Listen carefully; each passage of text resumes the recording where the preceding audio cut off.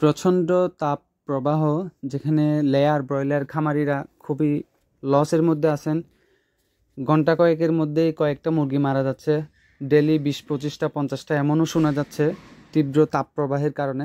তো আমরা নিয়ে এসেছি তাপ প্রবাহটা কমানোর জন্য কুলিং সিস্টেম, যেটাতে ঝর্ণাগুলো প্রবাহিত করার কারণে প্রতি 8 থেকে 10 ফুট অন্তর অন্তর একটা করে আমরা যেই ঝর্ণাগুলো ফিটিং করেছি এগুলোর কারণে তাপ।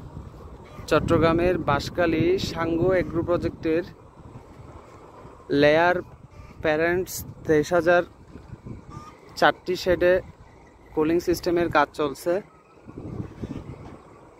এই হচ্ছে কুলিং সিস্টেমগুলোর স্প্রিংকলার ঝর্ণা, প্রতি 10 ফুট অন্তর অন্তর একটি করে লাগাতে হয়।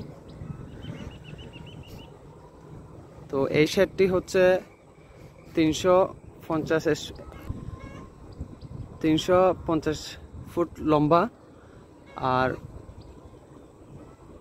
এটি সাঙ্গু নদীর পাশ দিয়েই কিন্তু কাজ চলমান আছে আমাদের।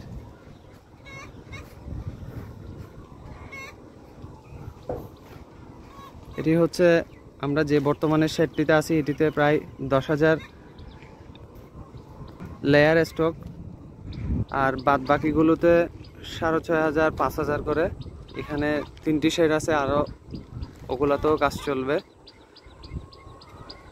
তো আপনারা যারা এই ধরনের কুলিং সিস্টেমগুলো করতে যাচ্ছেন খুবই গরমের অবস্থায়, আমাদের সাথে যোগাযোগ করতে পারেন। যেমন ধরুন এটি হচ্ছে সাবমার্সিবল পাম্প, 1 গুড়া বা 2 গুড়া এরকম। তো এটা হচ্ছে লেয়ারের শেড, প্রায় 5,000-এর শেড। এখানে টোটাল হচ্ছে 23,000-এর শেড।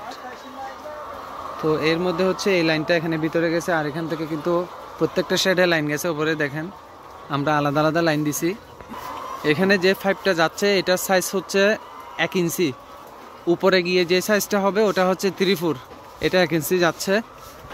এই যে এখানে দেখেন 4টা লাইনের মধ্যে আমরা সবসময়, যদি আমাদের পানির প্রেশার লেয়ার ভালো থাকে তাহলে অবশ্যই আমরা 2টা ইউজ করব, আর যদি পানির প্রেশার লেয়ার যদি ভালো না থাকে সেক্ষেত্রে আমরা, যদি পানির লেয়ার ভালো না থাকে তাহলে শুধুমাত্র একটা 5 মিনিট চালাইলে আপনার পুরাটা একদম চালাটা ঠান্ডা হয়ে যাবে। তো আমরা এখানে দেখেন গেট বাল্ব কিন্তু 4টা লাইনের জন্য 4টা গেট বাল্ব, এখানের মধ্যে 2টা খোলা আর 2টা বন্ধ। পানির লেয়ার যেহেতু ভালো, পানির প্রেশারটাও ভালো, ওই জন্য আমরা 2টা খোলা রেখেছি আর 2টা বন্ধ রেখেছি।